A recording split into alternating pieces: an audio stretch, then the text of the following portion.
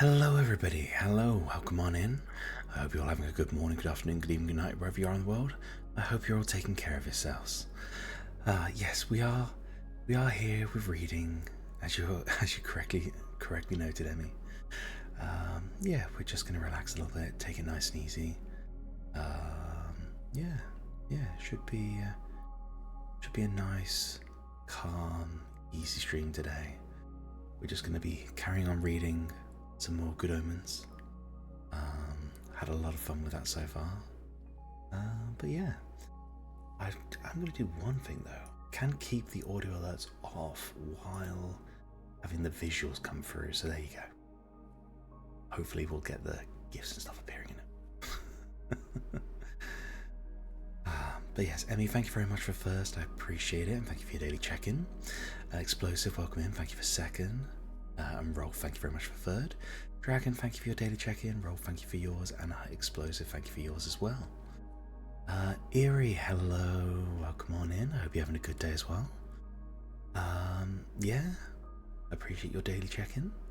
Hope you're all doing okay.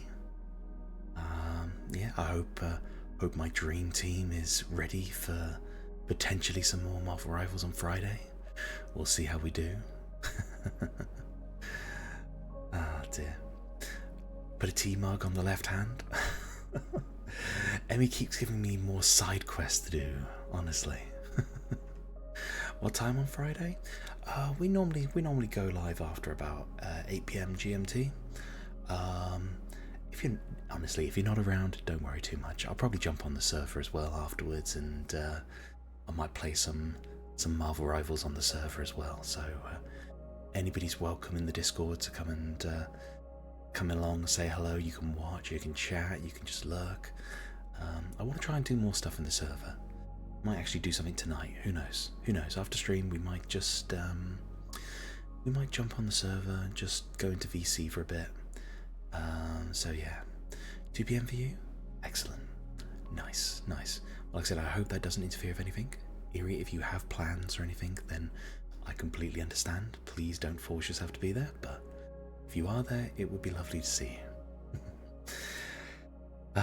Okay, so yeah, as I said, we are going to be carrying on with some more Good Omens. Oh god, I can't remember what we got to last time. Oh yes, it was, yes, we got to the part where Anathema had lost the book. She had lost the Nice and Accurate Prophecies of Agnes Nutter. Aziraphale had found it and seemed to know what it was, so yes, we will we'll carry on from there. But in the meantime, guys, please grab yourself a drink, grab yourself something to eat, just relax, take it nice and easy. Hey Zen, welcome on in. You're awake? What did you miss? You haven't missed anything yet, Zen. We've only just gotten started. We're all fine. Yes, thank you, Emmy. Exactly. We're just taking it nice and easy today. Won't be a long stream today. Probably about 2 hours we should go for. And we're just gonna be nice and calm. As you can see, I've changed our setting. We are in a nice, we're coming live from my home apartment, so there you go. So nobody docks me as a result of this. Zen, thank you for your daily check-in, I appreciate that. But yeah. But I hope everybody else has had a good day so far. Thank you for the hydrate, Zen. Oh my god.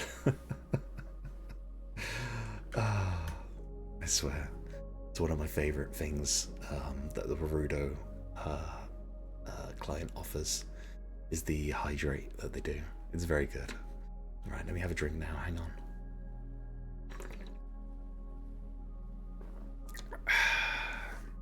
Lovely. Thank you, Zen. Thank you for the hydrate. I appreciate that. But yeah, I'm trying a new scene in OBS. I've tried to customize some of these settings a bit more. Hopefully it'll be a bit more calm, a bit more relaxing. But if anybody wants anything changed, if you feel like some of the audio needs to be tweaked or anything, then please do let me know.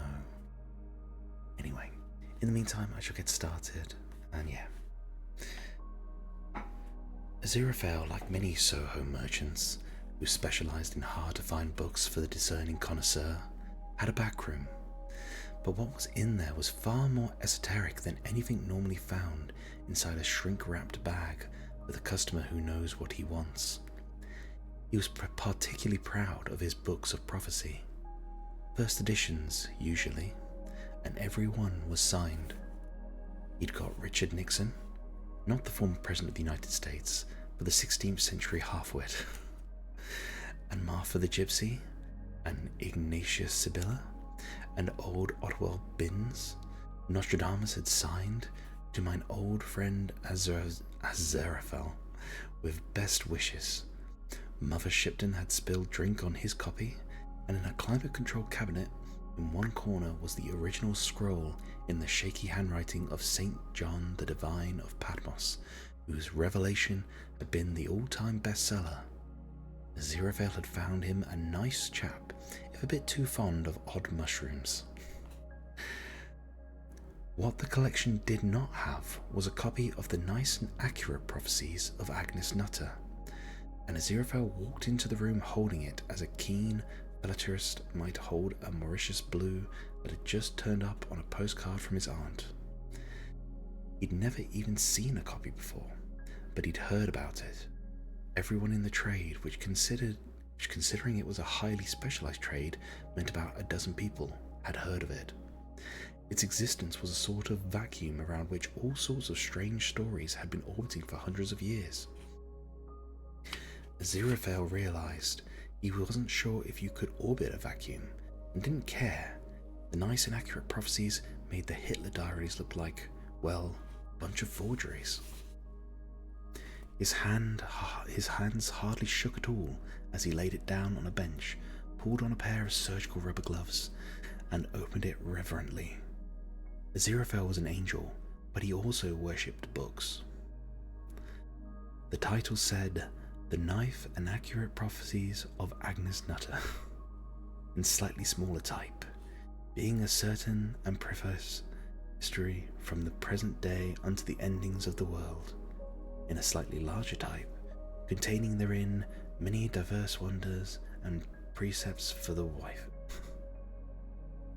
In a different type, more complete than ever yet before published, in smaller type but in capitals, concerning the strange times ahead, in slightly desperate italics, and events of a wonderful nature, in larger type once more, reminiscent of Nostradamus at his best, Ursula Shipton. The prophecies were numbered, and there were more than 4,000 of them. Steady, steady, Aziraphale muttered to himself. He went into the little kitchenette and made himself some cocoa and took some deep breaths. Then he came back and read a prophecy at random. 40 minutes later, the cocoa was still untouched. The red-haired woman in the corner of the hotel bar was the most successful war correspondent in the world. She now had a passport in the name of Carmine Zuijiba, and she went where the wars were. Well, more or less. Actually, she went where the wars weren't. She'd already been where the wars were. She was not well known, except when it counted. Get half a dozen war correspondents together in an airport bar, and the conversation will, like a compass orienting to the north, swing around to Murchison of the New York Times, to Van Home of Newsweek, to Antwerp ITN News. War correspondents. But when Murchison and Van Home and Antwerp run into each other in a burnt-out tin shack in Beirut, or Afghanistan, or the Sudan, after they'd admired each other's scars and had downed a few, they would exchange odd anecdotes of Red from the National World Weekly. "That dumb rag," Murchison would say. "It doesn't goddamn know what it's goddamn got."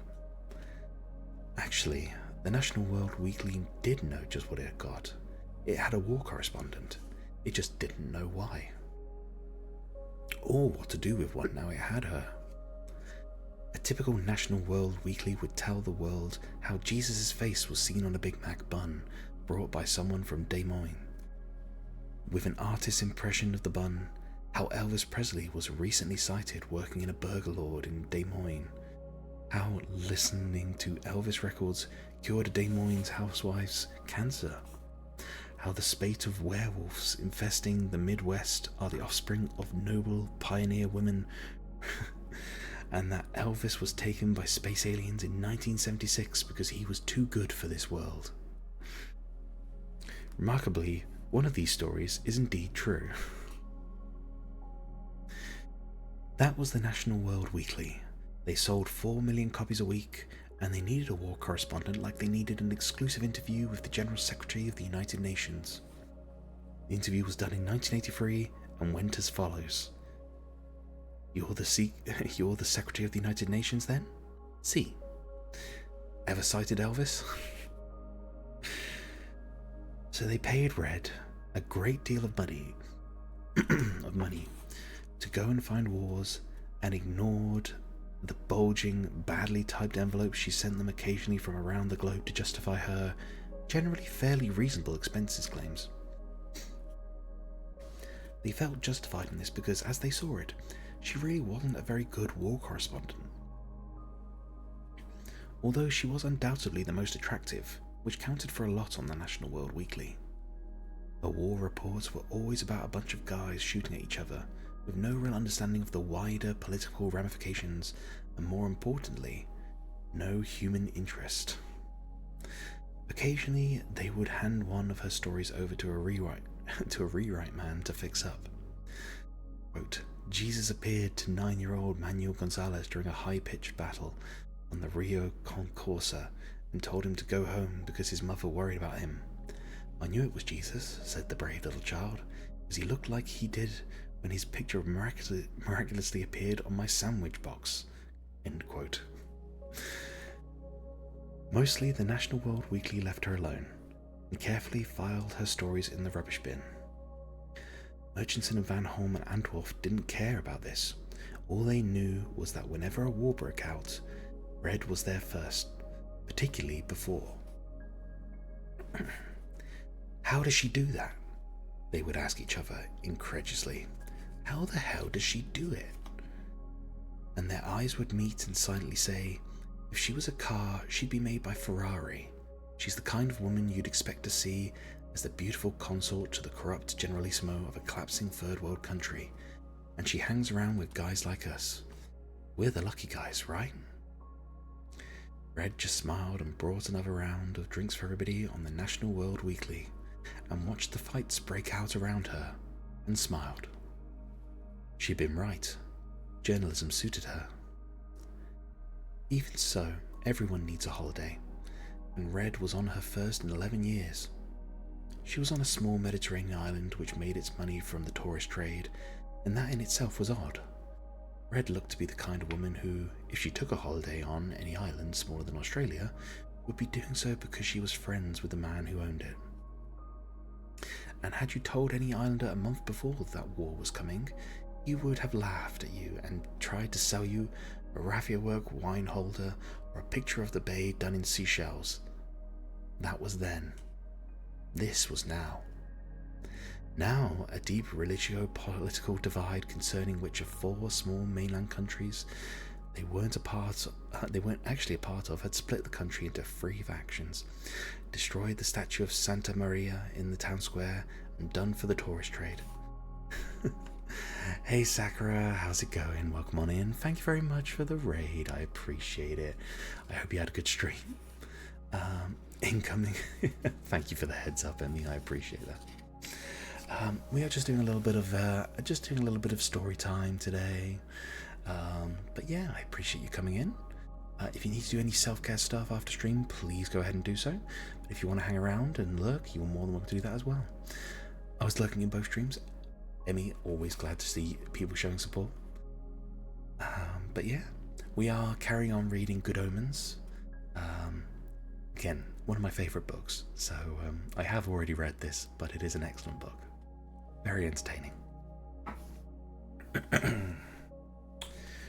Red sat in the bar of the Hotel de Paloma del Sol, drinking what passed for a cocktail. In one In one corner, a tired pianist played, and a waiter in a toupee crooned into a microphone. And once upon a time, there was a little white ball, and very sad because he was a little white ball. A man threw himself through the window, a knife between his teeth, a Kalashnikov automatic rifle in one hand, a grenade in the other. I claimed this in the name of... He paused. He took the knife out of his mouth and began again. I claim this hotel in the name of the pro-Turkish liberation faction. It's going good. It went pretty well, and we got some emotional moments. So I'm glad to hear that, Sakura. I'm glad to hear it. Well, like I said, hopefully this will be a bit more relaxing, a bit more calm. Hopefully no emotional moments here, unless I break down in tears. God forbid. But yeah, I hope you can come in. I hope you can relax. Like I said, if you've got anything to do, please go ahead and do it. Yeah, do any post-stream care stuff. And yeah, I appreciate you coming in. Thank you very much for the raid.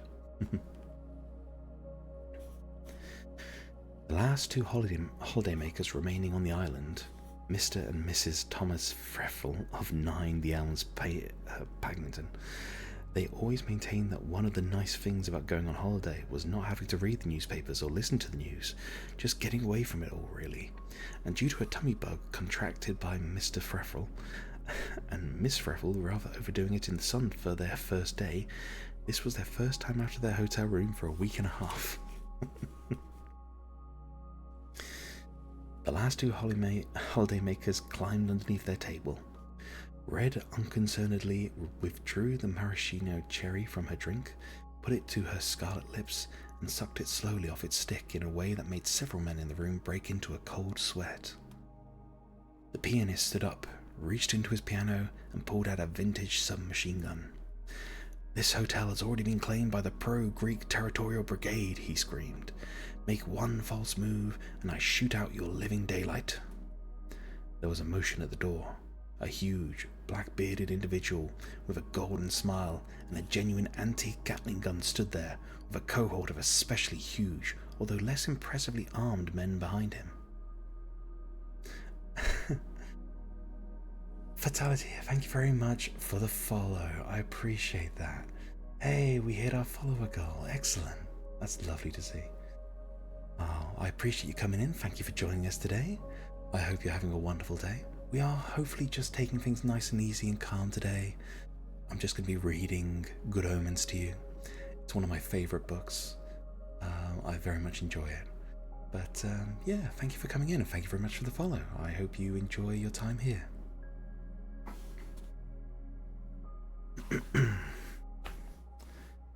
This strategically important hotel, for years a symbol of the fascist imperialist Turco-Greek running dog tourist trade, is now the property of the Italo-Maltese freedom fighters, he boomed affably. Now we kill everybody. Rubbish, said the pianist. Is not strategically important, just has extremely well-stocked wine cellar. He's right, Pedro, said the man with the Kalashnikov. That's why my lot wanted it. Il General Ernesto de Montoya said to me, he said, "Fernando, the war will be over by Saturday, and the lads will be wanting a good time. Pop down to the Hotel de Paloma del Sol and claim it as a booty, will you?" The bearded man turned red. "It's bloody important strategically, Fernando Chianti. I drew big map of the island, and is right in the middle, which makes it pretty bloody strategically important, I can tell you." "Ha!" said Fernando. "You might as well say that just because little Diego's house has a view of the decadent capitalist topless private beach, that is strategically important." The pianist blushed a deep red. "Our lot got that this morning," he admitted. There was silence.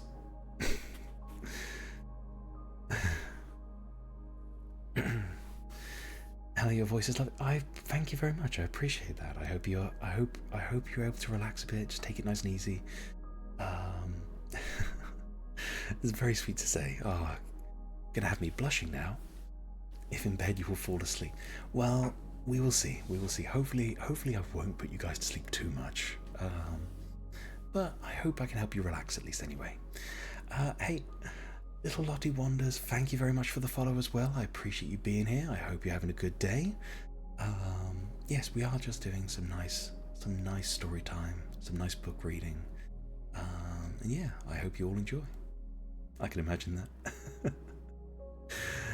Like I said, I hope I don't send you to sleep too much. We'll see. Do you? Sorry, I always try to ask this of anybody who comes in. If you have a nickname that you'd like me to call you, please do let me know. I'm always happy to accommodate. I'm doing a skincare routine while you're reading to us. It is amazing. Well, I'm glad, Erie. I was going to say, self-care is very important. I hope it's all going well. And yeah, I was going to say, please just do whatever you need to do. Relax, take it nice and easy. But yes, if Talatia, if you have a name you prefer me to call you, I can call you Fatal. Just T? I like that. I shall call you T. But yes, no, if anybody has a nickname that they'd like to be called, please do say.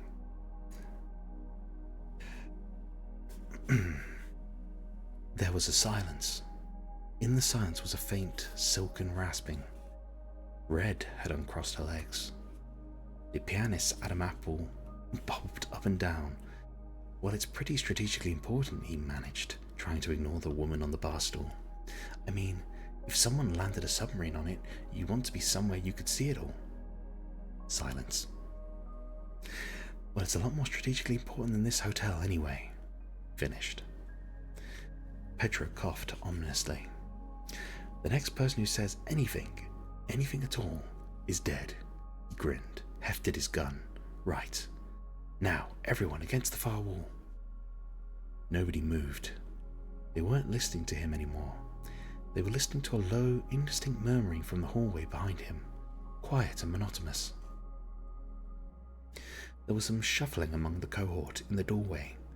They seemed to be doing their best to stand firm, but they were being inexorably edged out of the way by the muttering, which had begun to resolve itself into audible phrases.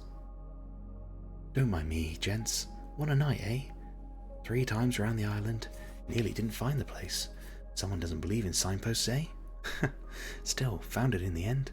Had to stop and ask 4 times. Finally asked at the post office. They always know at the post office. Had to draw me a map, though. Got it here somewhere.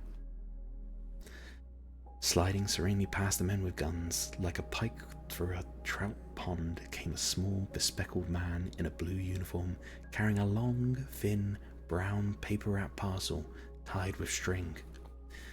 His sole concession to the climate were his open-toed brown plastic sandals, although the green woolen socks he wore underneath them showed his deep and natural distrust of foreign weather. He had a peaked cap on with International Express written on it in large white letters. He was unarmed, but no one touched him. No one even pointed a gun at him. They just stared. The little man looked around the room, scanning the faces, and then looked back down at his clipboard. Then he walked straight over to Red, still sitting on her bar stool. "Package for you, miss," he said. Red took it and began to untie the string. The International Express man coughed discreetly and presented the journalist with a well-thumbed receipt pad and a yellow plastic ballpoint pen attached to the clipboard by a piece of string. "You have to sign for it, miss. Just there. Print your full name over here. Signature down there." Of course. Red signed the receipt pad illegibly, then printed her name. The name she wrote was not Carmine Zugiba. It was a much shorter name. The man thanked her kindly and made his way out, muttering, "Lovely place you've got here, gents. Always meant to come out here on holiday. Sorry to trouble you. Excuse me, sir." And he passed out of their lives as serenely as he had come. Red finished opening the parcel. People began to edge around to get a better look. Inside the package was a large sword. She examined it. It was a very straightforward sword, long and sharp. It looked both old and unused, and it had nothing ornamental or impressive about it.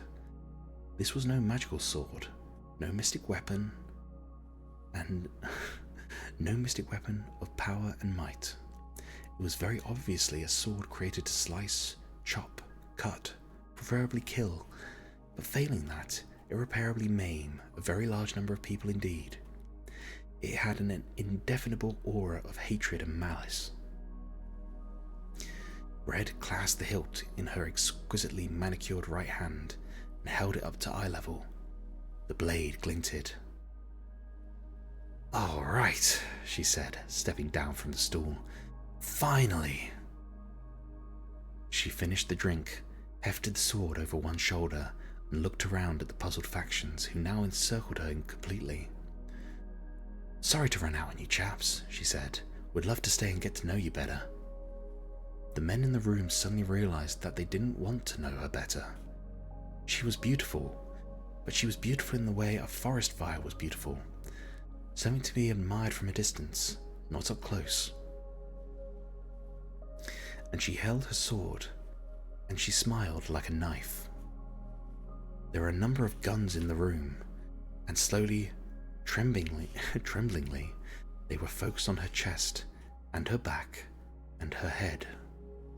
They encircled her completely. "Don't move," croaked Pedro. Everyone else nodded. Red shrugged. She began to walk forwards. Every finger on every trigger tightened, almost of its own accord. Lead and the smell of cordite filled the air. Red's cocktail glass smashed in her hand. The room's remaining mirrors exploded in lethal shards. Part of the ceiling fell down. And then it was over.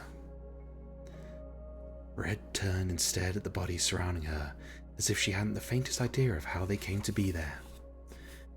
She licked a splatter of blood, someone else's, from the back of her hand with a scarlet cat-like tongue. Then she smiled, and she walked out of the bar, her heels clicking on the tiles like the tapping of distant hammers.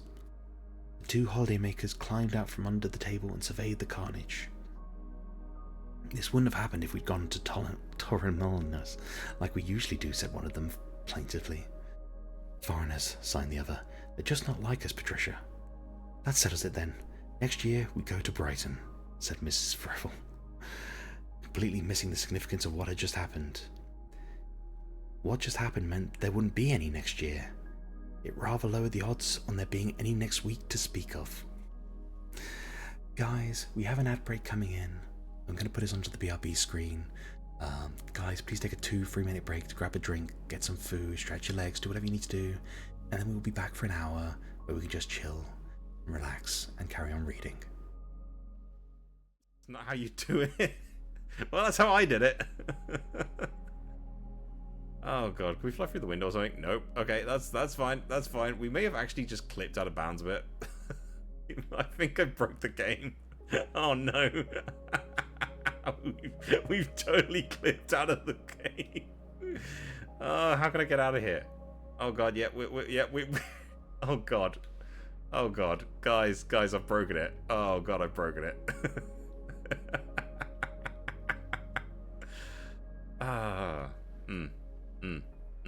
This is fine. This is fine. "If you do not appreciate it, we can move on. I will not dwell on a rejected gift."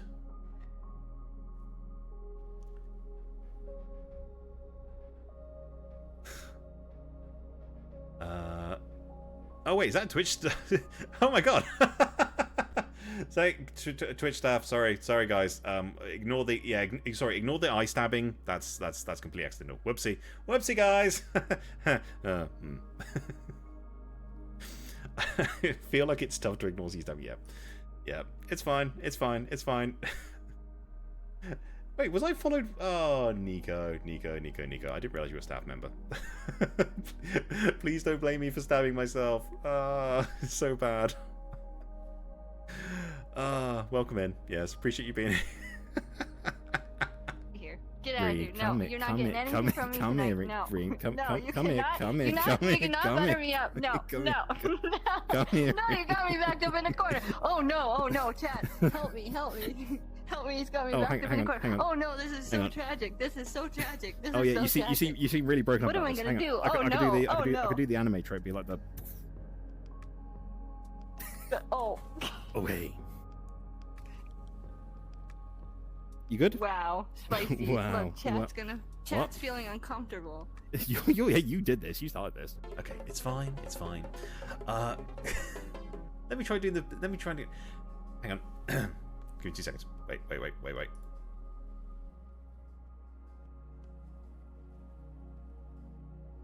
Hey guys, wait, where have I got loading? No, you just ruined my intro. God damn it. No! Why? I have so many questions! I did not. Did you see that chat? Hey! Now I lifted you up. Back. Don't you... What are you doing? What are you doing? Stop it. They're going. No. Let me kidnap you. Let me kidnap you. No head pass for you then. No. What? No head pass for you. Harsh. Uncalled for. You have been a worthy adversary, but unfortunately I'm a spoon. I'm a spoon. I read the second word of the first word. Not spoon. We're not spooning. No. I must soon put you to death. In a way. Welcome back, everybody. Thank you for bearing with us through the ad break. We now have no ads for another hour. Thank you for the hydrate, Zen. I did take care of that during the break, but I will do it now as well.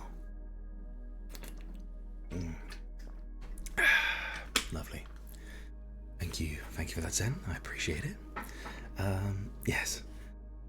I'm hoping I'm not coming down with anything. Unfortunately, it is that season, so who knows? Hey, Josh, welcome on in. Thank you for joining us today. I hope you're having a good day. Yeah, we're just doing a little bit of story time, a little bit of reading. But yeah, I hope you can just chill out and relax a bit.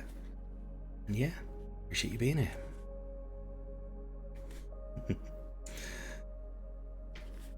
Thursday.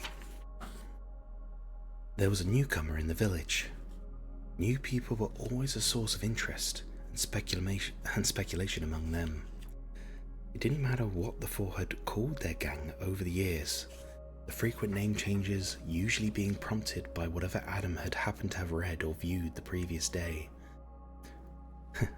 For example, the Adam Young Squad, Adam and Co., the Hole in the Chalk Gang, the Really Well Known Four, the Legion of Really Superheroes, the Quarry Gang, the Street Four, the Justice Society of Tadfield, the Galaxatrons, the Four Just Persons, the Rebels. Everyone else always referred to them darkly as them, and eventually they did too. But this time, Pepper had impressive news. She moved into Jasmine Cottage, and she's a witch, she said. I know because Miss Henderson does the cleaning, and she told my mother she gets a witch's newspaper.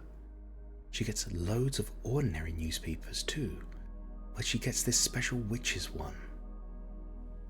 My father says there's no such thing as witches, said Wensleydale, who had fair, wavy hair and peered seriously out at life through thick black-rimmed spectacles. It was widely believed that he had once been named Jeremy, but no one ever used the name, not even his parents, who called him Youngster. They did this in the subconscious hope he might take the hint. Wensleydale gave the impression of having been born with a mental age of 47. She's a witch. Yes.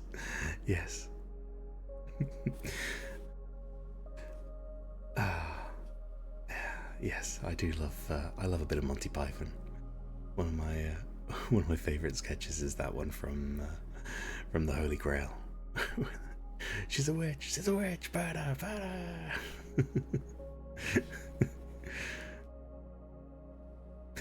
I got better.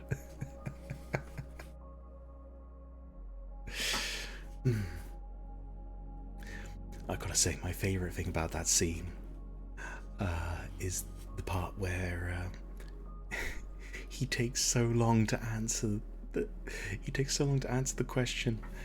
He's just there. They're like, what else floats? Wood? It's like, exactly.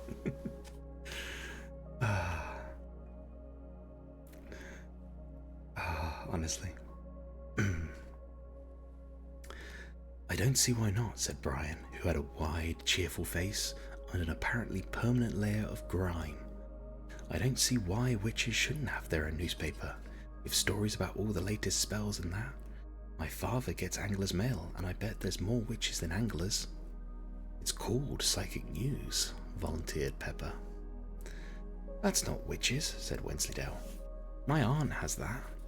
That's just spoon-bending and fortune-telling, and people thinking that they were Queen Elizabeth I in another life. There's no witches anymore, actually. People invented medicines and that and told them they didn't need them anymore and started burning them. Is it an African swallow or a European swallow? Well, I don't know that, Zen. Well, actually, yeah. No, I can do it properly. Hang on. Is it an African or European swallow? Well, I don't know that. Well.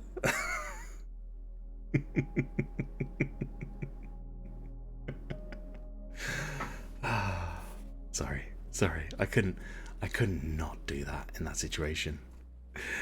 Had to be done.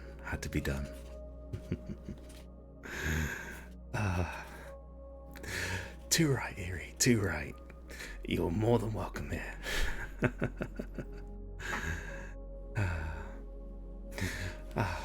Honestly, I love it. It's so good. Thank you, T. Thank you.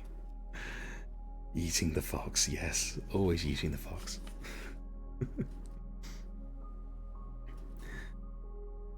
It could have pictures of frogs and things, said Brian, who was reluctant to let a good idea go to waste.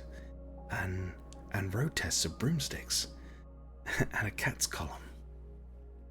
Anyway, your aunt could be a witch, said Pepper in secret. She could be your aunt all day and go witching at night. Not my aunt, said Wensleydale darkly. And recipes, said Brian. New uses for leftover toad. Oh, shut up, said Pepper. Jam Ray, hey, welcome on in. Thank you for joining us today. I hope you're having a good day. We are just doing a little bit of story time, a little bit of reading today. So yeah, feel free to come in, relax, de-stress, take it nice and easy. And yeah, I hope you enjoy yourself here. Brian snorted. If it had been Wensley who had said that, there'd have been a half-hearted scuffle, as between friends. But the other them had long ago learned that Pepper did not consider herself bound by the informal conventions of brotherly scuffles. She could kick and bite with astonishing physiological accuracy for a girl of 11. Besides, at 11 years old, the them were beginning to be bothered by the dim conception that laying hands on good old Pep moved things into blood-thumping categories they weren't entirely at home with yet, besides earning you a snake-fast blow that would have floored the Karate Kid. Jam Ray, thank you very much for the follow. I appreciate it. It's very kind of you. I hope you enjoy your time here. Do you have a nickname that you would like me to call you? I always try to accommodate new members of the community. If you prefer something like Jam or Ray, please do let me know.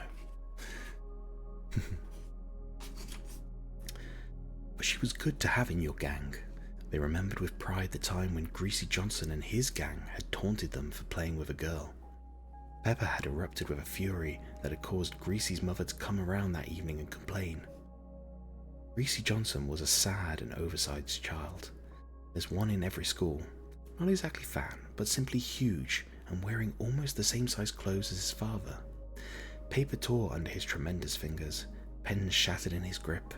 Children whom he tried to play with in quiet, friendly games ended up getting under his huge feet, and Greasy Johnson had become a bully almost in self-defense. After all, it was better to be called a bully, which at least implied some sort of control and desire, than to be called a big, clumsy oaf. He was the despair of the sports master, as if Greasy Johnson had taken the slightest interest in sport, and the school could have been champions. But Greasy Johnson had never found a sport that suited him. He was instead secretly devoted to his collection of tropical fish, which won him prizes. Greasy Johnson was the same age as Adam Young, to within a few hours, and his parents had never told him he was adopted. See? You were right about the babies. Discord sound? Oh, I got the Discord audio on. Oh, I do apologize. Let me take care of that. I'm sure that's from the last time I had Reen on stream. Man, I'm eating my sandwich, and I realized one of my few qualms with my beard. Why do I keep accidentally biting it?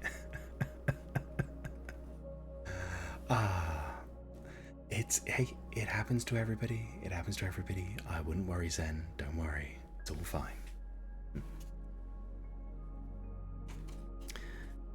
Pepper looked upon him, a giant male, as a natural enemy.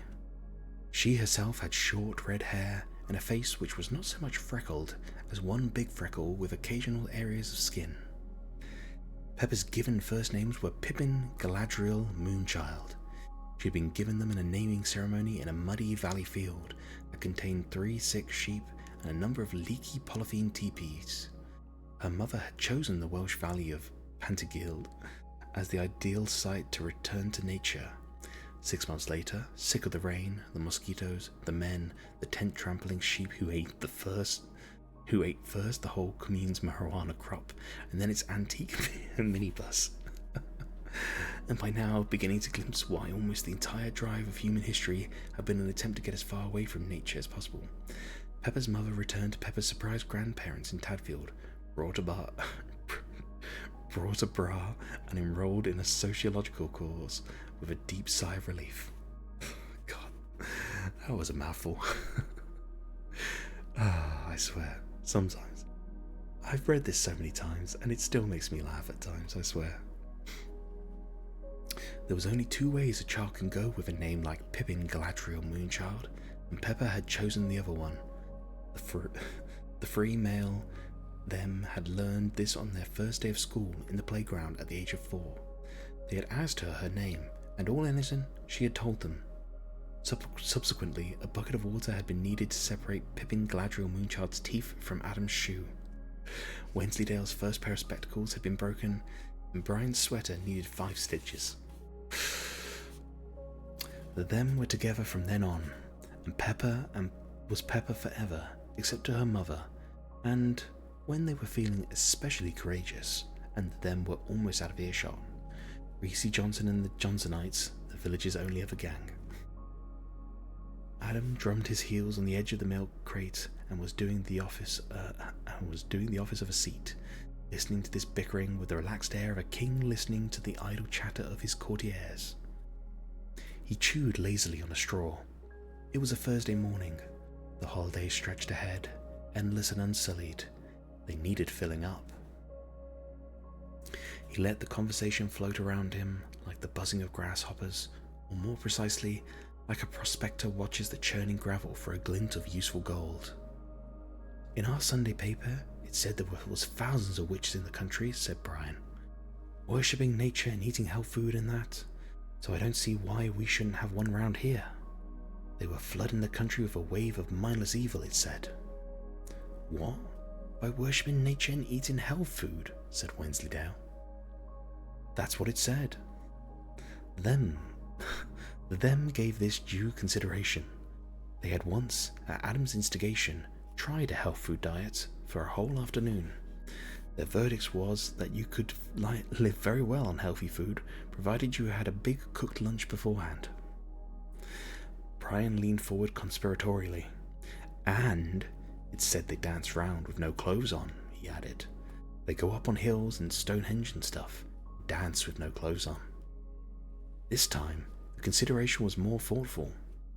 The them had reached that position where, as it were, the roller coaster of life had almost completed the long haul to the top of the first big humpback of puberty, so that they could just look down into the precipitous ride ahead, full of mystery, terror, and exciting curves. Huh, said Pepper. Not my arm, said Wensleydale, breaking the spell. Definitely not my arm. She just keeps trying to talk to my uncle. Your uncle's dead, said Pepper.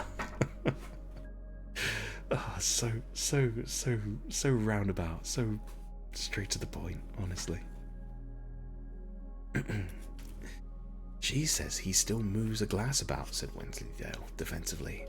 My father says it was moving glasses about the whole time that made him dead in the first place. Don't know why she wants to talk to him, he added. They never talked much when he was alive. That's necromancy, that is, said Brian. It's in the Bible. She ought to stop it. God's dead against necromancy and witches. You can go to hell for it. There was a lazy shifting of position on the milk carton throne. Adam was going to speak. The them fell silent. Adam was always worth listening to. Deep in their hearts, the them knew that they weren't a gang of 4. They were a gang of 3, which belonged to Adam.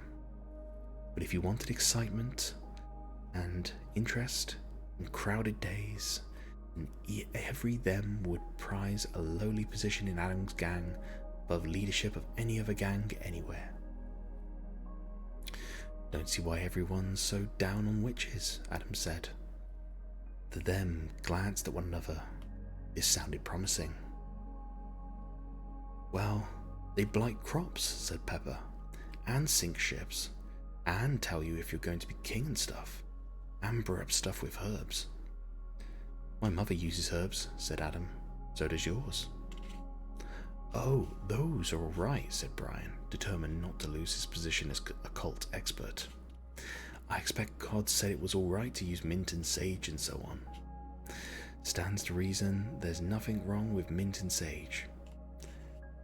And they can make you ill by just looking at you, said Pepper. It's called the evil eye. They give you a look, and then you get ill. No one knows why. And they make a model of you and stick it full of pins, and you get ill where all the pins are, she added cheerfully. That sort of thing doesn't happen anymore, reiterated Wensleydale, the rational thinking person, because we invented science, and all the vicars set fire to the witches for their own good. It was called the Spanish Inquisition.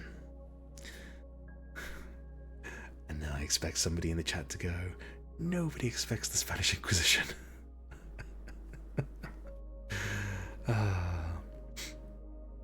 Then I reckon we should find out if her at Jasmine Cottage is a witch, and if she is, we should tell Mr. Pickersgill, said Brian. Mr. Pickersgill was the vicar. Currently he was in dispute with the them over subjects ranging from climbing the yew tree in the churchyard to ringing the bells and running away. I don't reckon it's allowed. Going round setting fire to people, said Adam. Otherwise people would be doing it all the time. Thank you, Zen. Thank you for accommodating. Love to see it.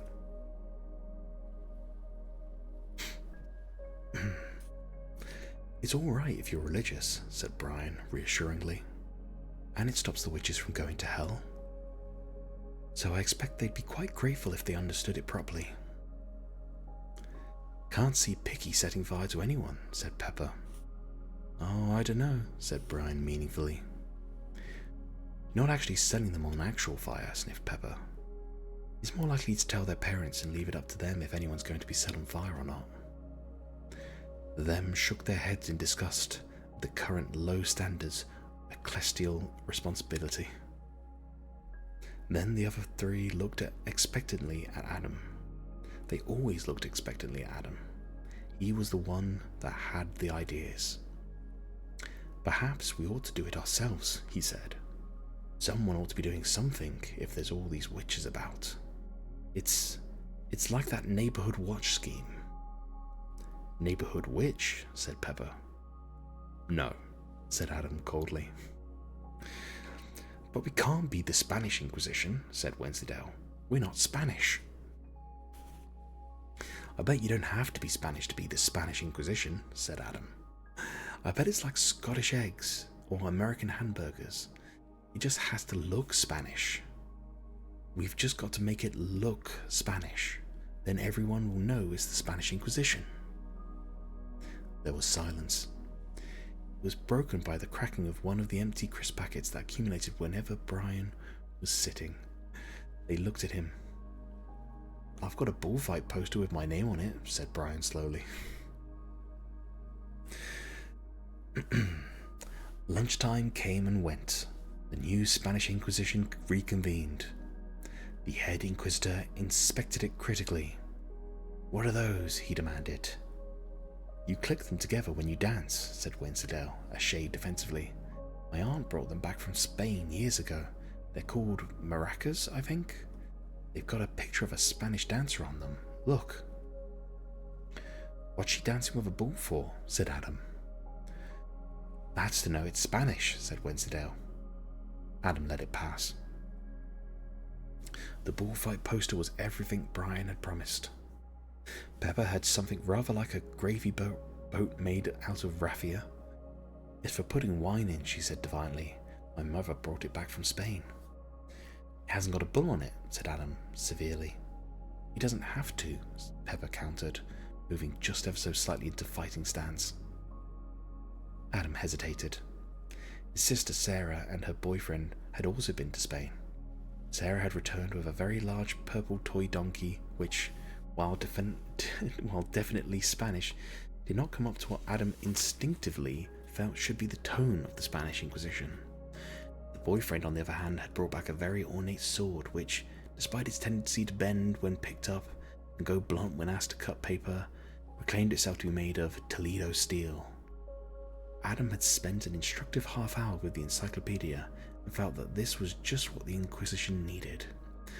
Subtle hints had not worked, however.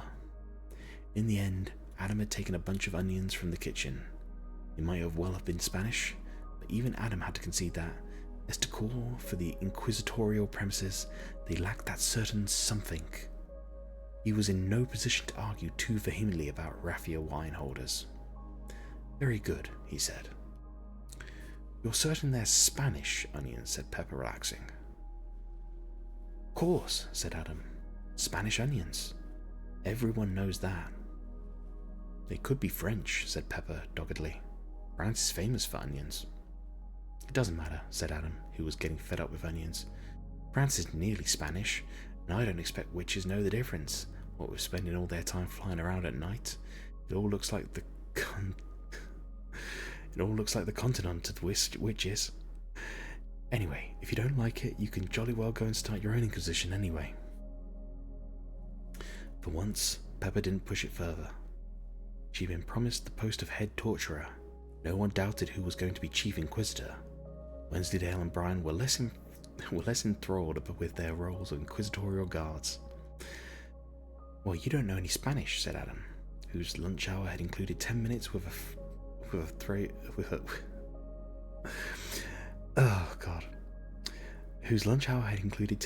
phrase book Sarah had brought in a haze of romanticism in Alicante.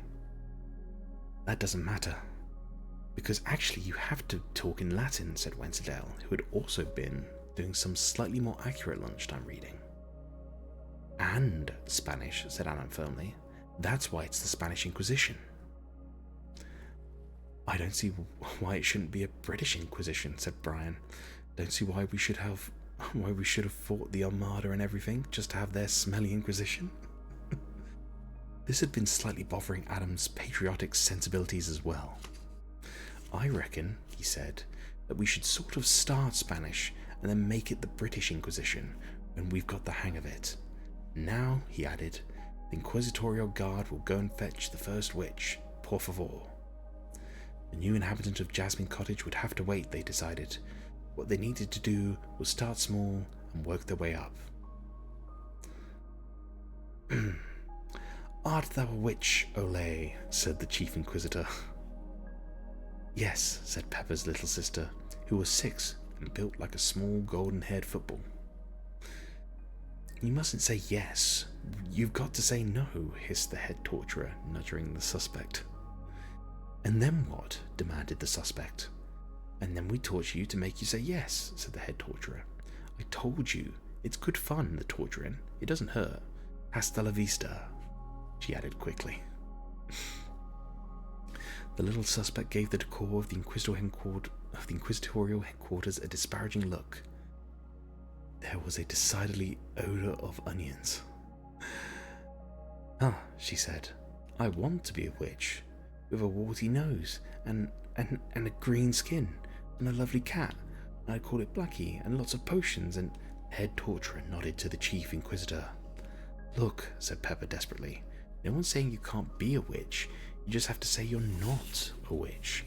No point in us taking all this trouble," she added severely, "if you're going to go around saying yes the minute we ask you." The suspect considered this. "But I want to be a witch," she wailed. The male then exchanged exhausted glances. This was out of their league. "Hey Reen, how's it going? Welcome on in, welcome on in. Thank you for joining us. Hope you're feeling okay. Hope you're feeling a little bit better than earlier. I know it's been a little bit rough today, but yeah. If you need to go and take care of anything, please do. But I'm glad to have you here. If you want to hang around and enjoy some reading, then yes, please do. Please do. "If you just say no," said Pepper, "you can have my Cindy staple set. I've never ever used it," she added, glaring at the other them and daring them to make a comment. "You have used it," snapped her sister.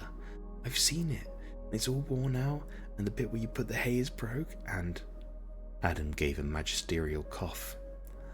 "Art thou a witch? Viva España," he repeated. The sister took a look at Pepper's face and decided not to chance it. No, she decided. It was a very good torture, everyone agreed. The trouble was getting the putative witch off it. It was a hot afternoon, and the inquisitorial guards felt that they were being put upon.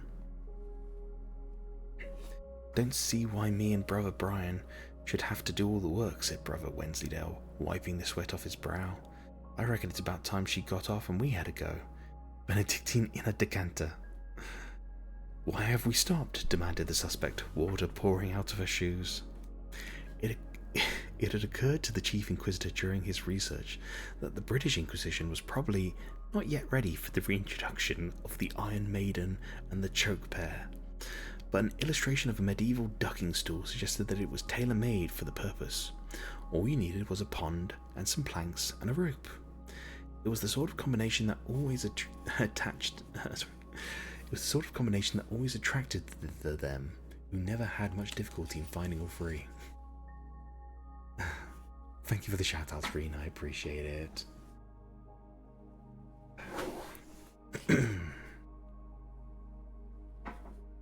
The suspect was now green to the waist. "It's just like a seesaw," she said. "Whee!" "I'm going to go home unless I can have a go," muttered Brother Brian. "Don't see why evil witches should have all the fun." "It's not allowed for Inquisitors to be tortured too," said the Chief Inquisitor sternly, but without much real feeling. It was a hot afternoon. The inquisitorial robes of old sacking were scratchy and smelled of stale barley, and the bond looked astonishingly inviting.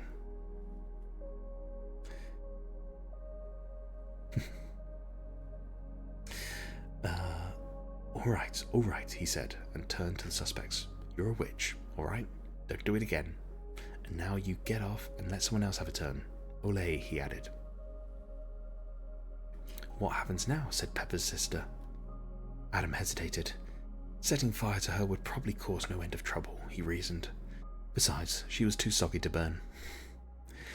He was also distantly aware that at some future point there would be questions asked about muddy shoes and duckweed-encrusted pink dresses, but that was the future, and it lay at the other end of a long, warm afternoon that contained planks and ropes and ponds. The future could wait. Future came and went in the mildly discouraging way that futures do, although Mr. Young had other things on his mind apart from muddy dresses, and merely banned Adam from watching television, which meant he had to watch it on the old black and white set in his bedroom. "I don't see why we should have a hosepipe ban," Adam heard Mr. Young telling Miss Young. "I pay my rates like everyone else.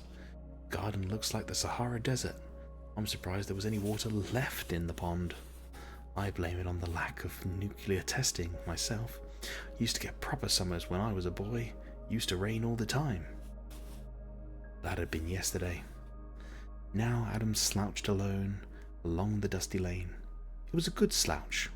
Adam had a way of slouching along. Reen, what are you killing me for? What are you killing me for, Reen? Shocking.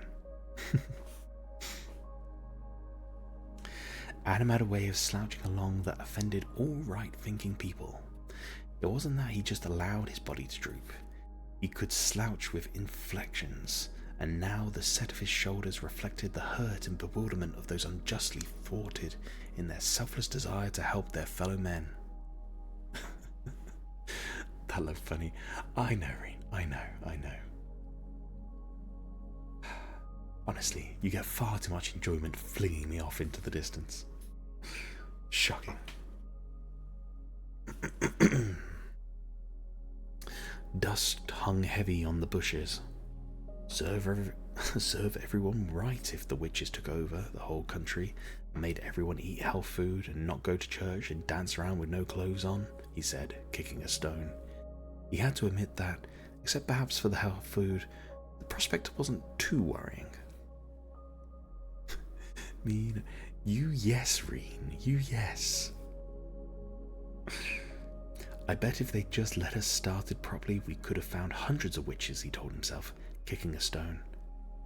I bet old Torchimiada didn't have to give up just when he was getting started, just because some stupid witch got her dress dirty. Dog slouched along dutifully behind his master. This wasn't insofar as the hellhound had any expectations, what he had imagined life would be like in the last days before Armageddon, but despite himself, he was beginning to enjoy it. Reen, what are you bunking me for? Oh, thank you. Thank you, Ray. I appreciate that. Thank you very much for the head pats.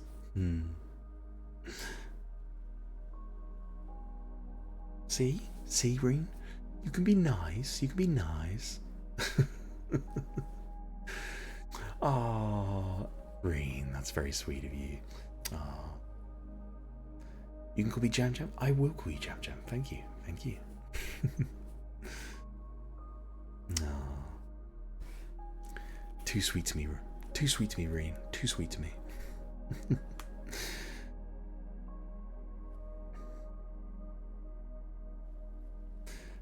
That being said, bonking me and then being like, it's because I love you. It's a bit much, Reen.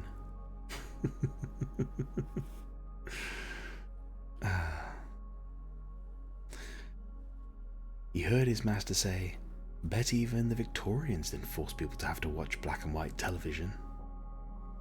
Form shapes nature. There are certain ways of behavior appropriate to small, scruffy dogs, which are in fact welded into the genes. You can't just become small dog-shaped and hope to stay the same person. A certain intrinsic small dogness begins to permeate your very being. He'd already chased a rat. It had been the most enjoyable experience of his life.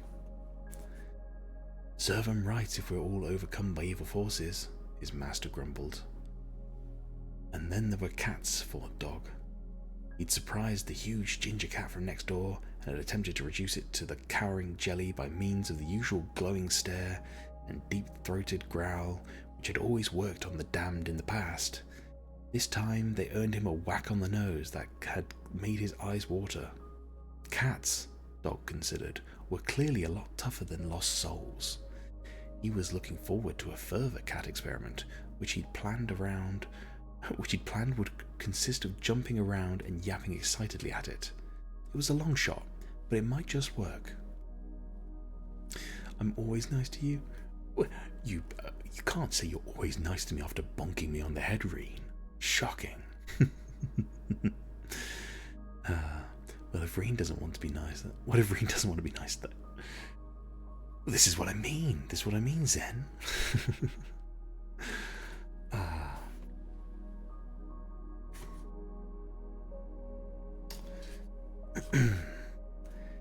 They just better not come running to me when old Picky is turned into a frog, that's all, muttered Adam. It was at this point that two facts dawned upon him.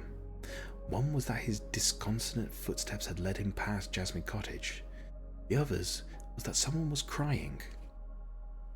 Adam was a soft touch for tears. He hesitated a moment, then cautiously peered over the hedge. To Anathema, sitting in a deck chair and halfway through a packet of Kleenex, it looked like the rise of a small, dishevelled sun. Adam doubted that she was a witch. Adam had a very clear mental picture of a witch. The Youngs restricted themselves to the only possible choice amongst the better class of Sunday newspaper, and so 100 years of enlightened occultism had passed Adam by. She didn't have a hooked nose or warts, and she was young. Well, quite young. That was good enough for him. "Hello," he said, unslouching. She blew her nose and stared at him. Is she ever... Oh, guys. Oh, God, you should see how I am with him on stream. Then again, she disciplines him. What do you mean? What do you mean she disciplines... What is this? What is this ridiculous notion? She wishes. Honestly. Shocking.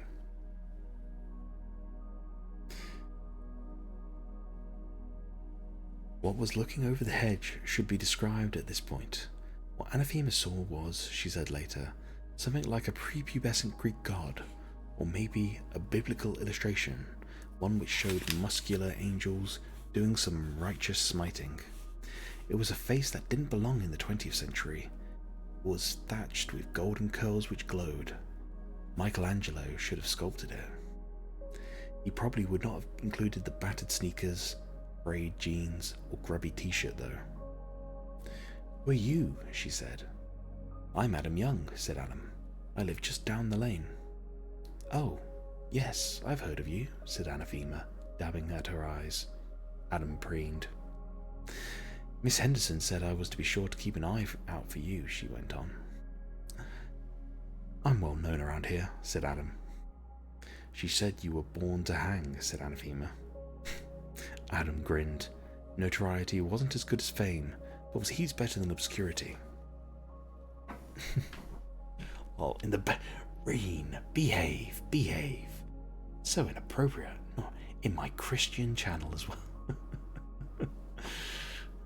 Chaos Bat on peach cider at her service. Oh no, Emmy, you're not on the peach cider again, are you? Oh God.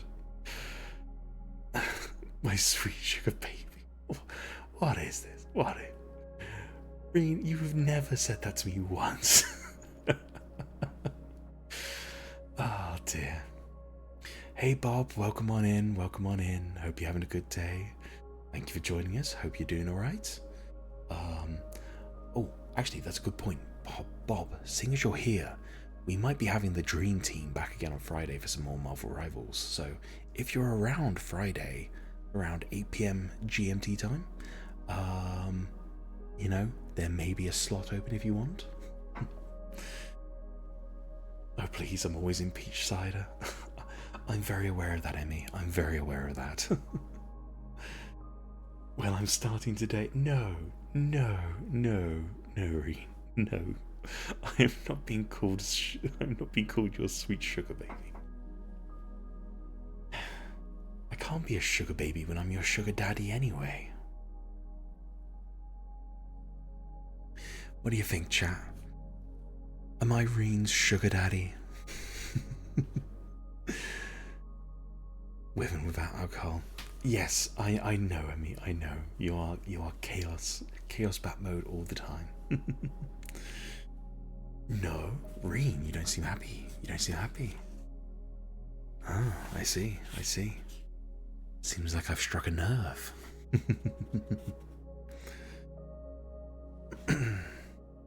She said you were the worst of the lot of them, said Anathema, looking a little more cheerful. Adam nodded. She said, "You watch out for them, miss. They're nothing but a pack of ringleaders. That young Adam's full of the old Adam," she said. "What have you been crying for?" said Adam bluntly. Oh, I've just lost something," said Anathema. "A book." "I'll help you look for it if you like," said Adam gallantly. "I know quite a lot about books, actually. I wrote a book once. It was a terrific book. It was nearly 8 pages long. It was about this pirate who was a famous detective, and I drew the pictures. And then, in a flash of Largus, he added, "If you like, I'll let you read it. I bet it was a lot more exciting than any book you've lost. Especially the bit in the spaceship where the dinosaur comes out and fights with the cowboys. I bet it'd cheer you up, my book. It cheered up Brian no end. He said he'd never been so cheered up." "Thank you. I'm sure your book is a very good book," she said, endearing herself to Adam forever. "But I don't need you to help look for my book. I think it's too late now." She looked thoughtfully at Adam.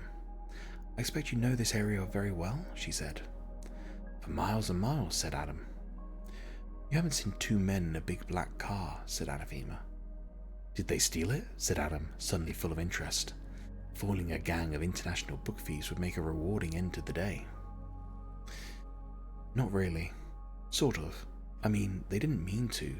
They were looking for the manor, but I went up there today and no one knows anything about them. There was some sort of accident or something, I believe." She stared at Adam. There was something odd about him, but she couldn't put her finger on it. She just had an urgent feeling that he was important and shouldn't be allowed to drift away. Something about him. "What's the book called?" said Adam. "The Nice and Accurate Prophecies of Agnes Nutter, Witch," said Anathema. "Witch what?" "No, witch, like in Macbeth," said Anathema. "I saw that," said Adam. "It was really interesting, the way them kings carried on. Gosh, what's nice about them?" Oh, Reen. Oh, I saw your mate. That's very... What are you trying to butter? You trying to butter me up? You trying to butter me up, Reen? All these sweet words, honestly.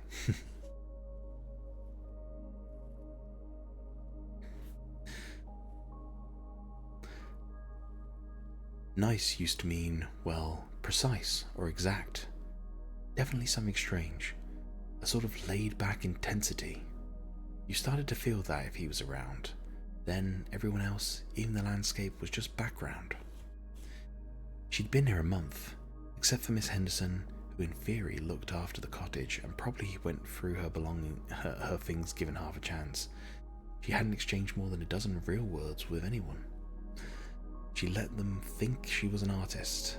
This was the kind of countryside that artists liked. Actually, it was bloody beautiful. Just around this village it was superb.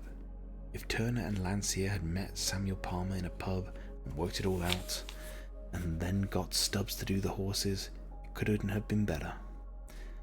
And that was depressing, because this was where it was going to happen. According to Agnes anyway, in a book which she, Anathema, had allowed to be lost. She had the file cards, of course, but they just weren't the same. If Anathema had been in full control of her own mind at that moment, and no one around Adam was ever in full control of his or her own mind, she'd have noticed that whenever she tried to think about him beyond a superficial level, the thoughts slipped away like a duck of water. Duck of water. "Wicked," said Adam, who had been turning over in his mind the implications of a book of nice and accurate prophecies. "It tells you who's going to win the Grand National, does it?" "No," said Anathema. "Any spaceships in it?" "Not many," said Anathema. "Robots?" said Adam hopefully. "Sorry." "Doesn't sound very nice to me then," said Adam. "Don't see what the future's got in it if there's no robots and spaceships." "About 3 days," thought Anathema glumly. "That's what it's got in it." Oh, Reen. So sweet, I swear. Reen, you've always been there. You've always been supporting me. I'm very grateful. Very grateful. I just want to say I couldn't ask for a better friend in this world. So thank you. Thank you, Reen. Love you too.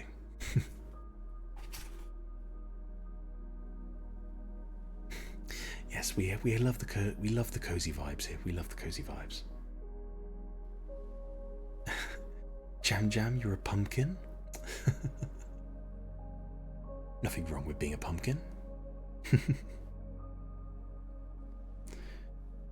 Would you like a lemonade? She said. Adam hesitated. Then he decided to take the bull by the horns. Look, excuse me for asking if it's not a personal question, but are you a witch? He said. Anathema narrowed her eyes. So much for Miss Henderson poking around. Some people might say so, she said. Actually, I'm an occultist. Oh, well that's all right then, said Adam, cheering up. She looked him up and down. You know what an occultist is, do you? She said. Oh yes, said Adam confidently. Well, so long as you're happier now, said Anathema. Come on in. I could do with a drink myself. And Adam Young? Yes. You were thinking, nothing wrong with my eyes. They don't need examining, weren't you? Who, me? Said Adam, guiltily. Dog was the problem. He wouldn't go in the cottage. He crouched on the doorstep growling. Come on, you silly dog, said Adam. It's only old Jasmine Cottage. He gave Anathema an embarrassed look. Normally he does everything I say right off. You can leave him in the garden, said Anathema. No, said Adam. He's got to do what he's told. I read it in a book. Training is very important. Any dog can be trained, it said. My father said I can only keep him if he's properly trained. Now, dog, go inside. Dog whined and gave him a pleading look. His stubby tail thumped on the floor once or twice. His master's voice. With extreme reluctance, as if making progress in the teeth of a gale, he slunk over the doorstep. There, said Adam proudly. Good boy. And a little bit more of hell burned away. Anathema shut the door. There had always been a horseshoe over the door of Jasmine Cottage, ever since its first tenants centuries before. The Black Death was all the rage at the time, and he'd considered that he could use all the protection he could get. It was corroded and half covered with the paint of centuries, so neither Adam nor Anathema gave it a thought, or noticed how it was now cooling from a white heat.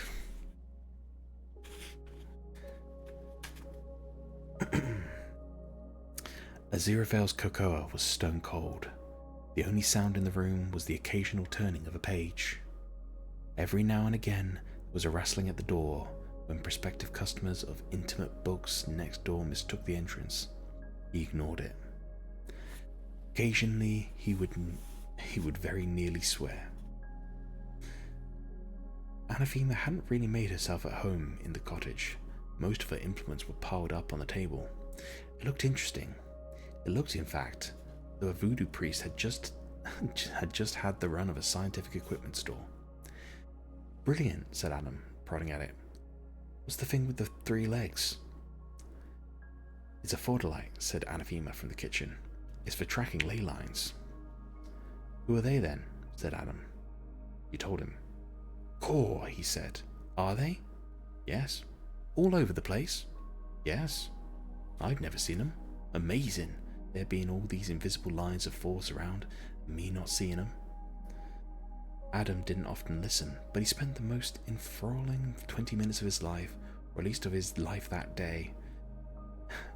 No one in the Young household so much as touched wood or threw salt over their shoulders. The only nod in the direction of the supernatural was a half-hearted pretense that Adam had been younger. The only nod in the direction of the supernatural was a half-hearted pretense when Adam had been younger that Father Christmas came down the chimney. If Adam had been in full possession of his powers in those days, the Young's Christmas would have been spoiled by the discovery of a dead fat man upside down in the central heating duct.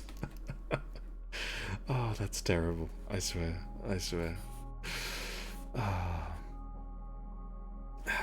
Honestly.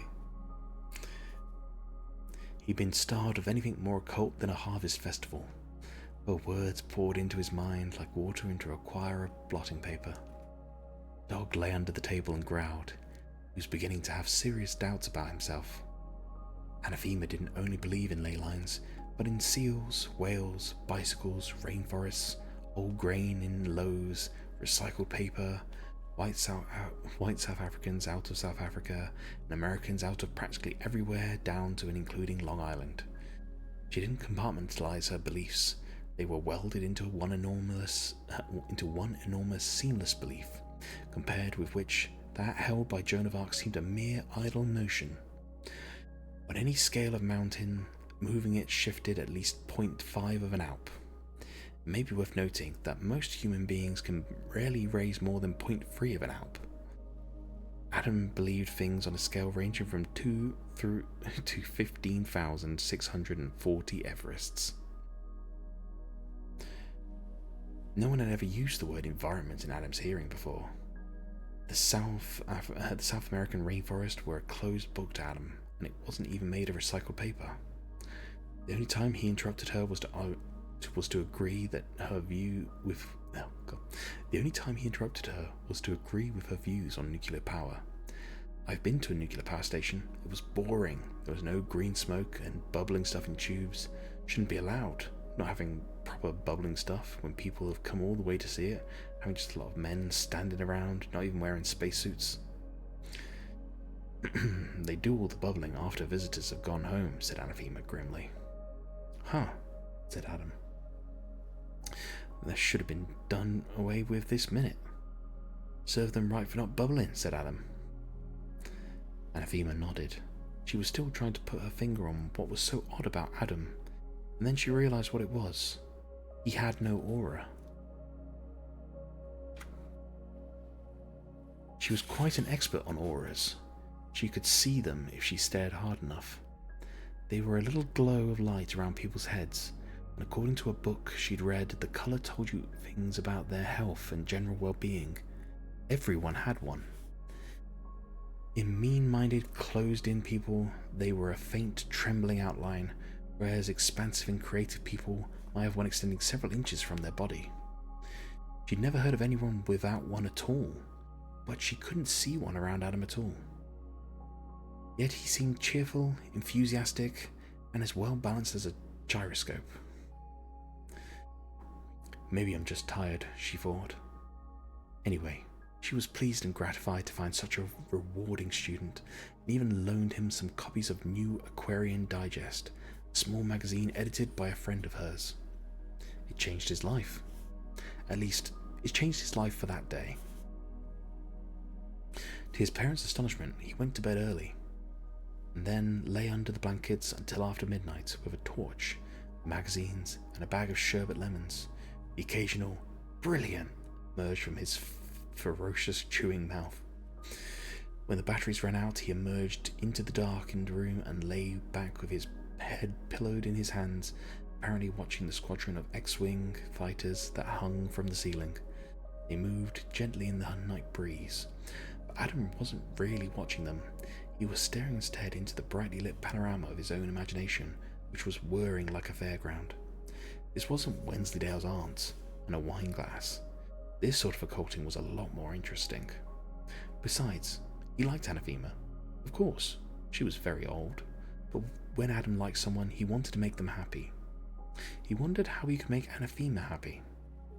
It used to be thought that events that changed the world were things like big bombs, maniac politicians, huge earthquakes, or vast population movements.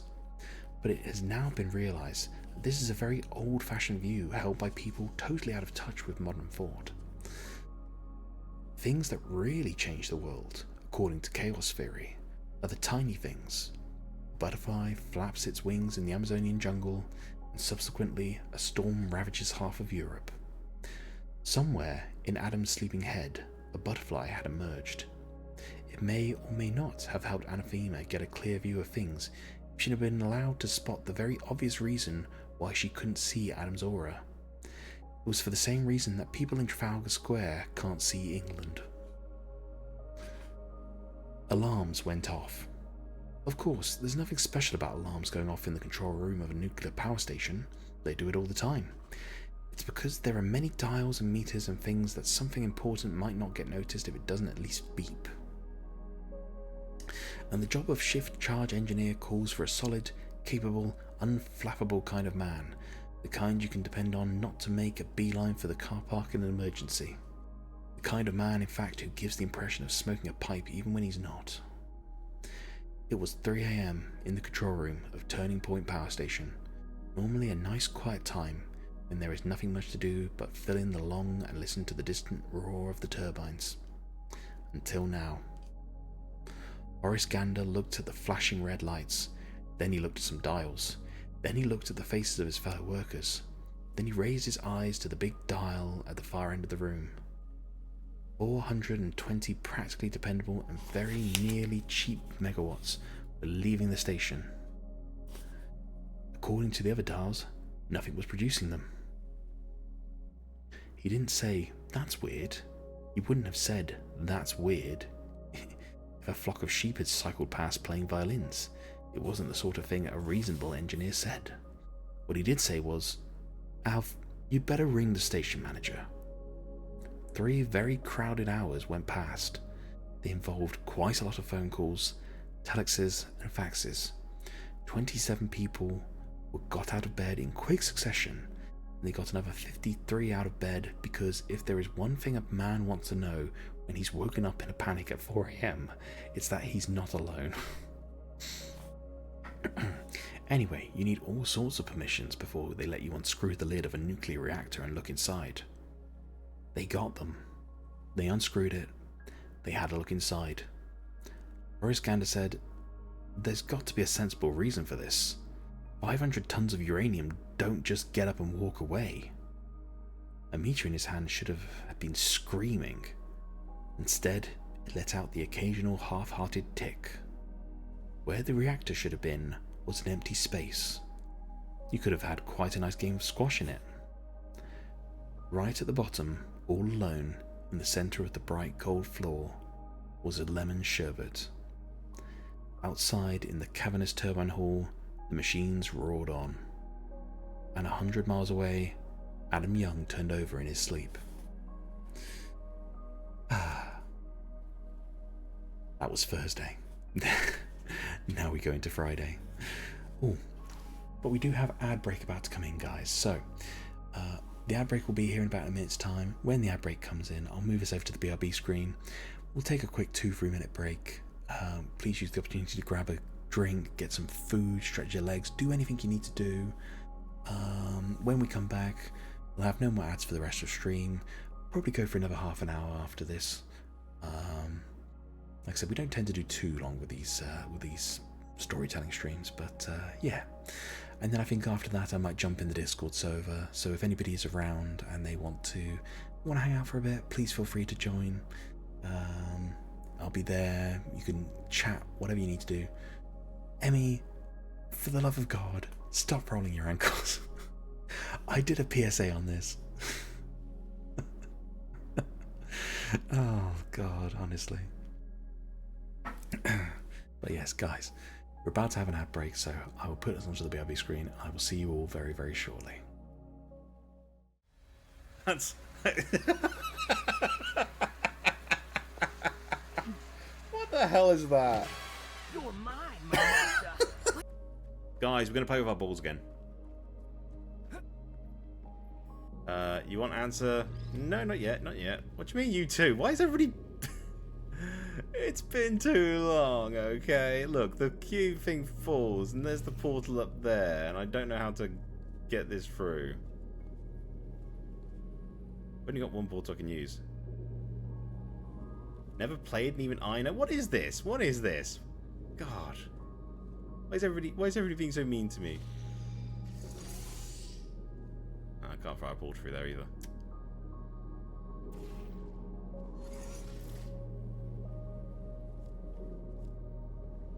Okay, everybody shut up. Everybody shut up. Everybody shut up. I don't want to talk about it.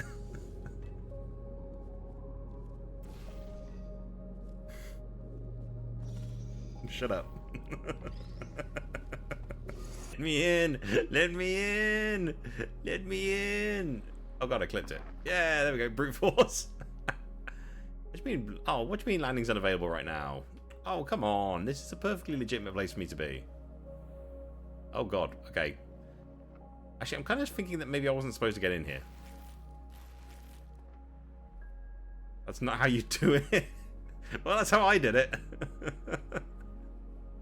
Oh god, can we fly through the window or something? Nope. Okay, that's fine. That's fine. We may have actually just clipped out of bounds a bit. I think I broke the game. Oh no. We've totally clipped out of the game. Oh, how can I get out of here? Oh god, yeah, we oh god. Oh god. Guys, I've broken it. Oh god, I've broken it.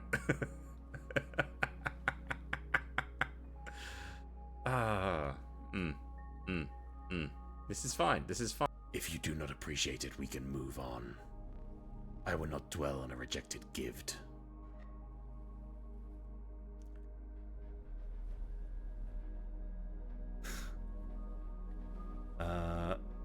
Oh wait, is that Twitch? Oh my god. So Twitch staff, sorry guys. Ignore the ignore the eye stabbing. That's completely accidental. Whoopsie guys. I feel like it's tough to ignore the stabbing. Yeah, it's fine. Wait, was I followed? Oh, Nico. I didn't realize you were a staff member. Please don't blame me for stabbing myself. It's so bad. Welcome in. Yes, appreciate you being here. Get out of here. No, you're not getting anything from me tonight. No. Come here. Okay, everybody, welcome back. Thank you for bearing with us through the ad break. We now have no ads for the rest of stream. We can just relax, take it nice and easy now. No more disruptions. Like I said, we will go for probably about another half an hour. I'll try and get to a good place to stop, and yeah, and then I'll move into the Discord server if anybody's around. So. Raven Sable, slim and bearded and dressed all in black, sat in the back of his slimline black limousine, talking on his slimline black telephone to his West Coast base. "How's it going?" he asked. "Looking good, Chief," said his marketing head. "I'm doing breakfast with the buyers from all the leading supermarket chains tomorrow. No problem. We'll have meals in all the stores this time next month." "Good work, Nick." No problem. It's knowing you're behind us, Rave. You give great leadership, guy. Works for me every time." "Thank you," said Sable, and he broke the connection. He was particularly proud of Meals TM. The Nutrition Corporation had started small 11 years ago. A small team of food scientists, a huge team of marketing and public relations personnel, and a neat logo. 2 years of nutrition investment and research had produced Chow trademark.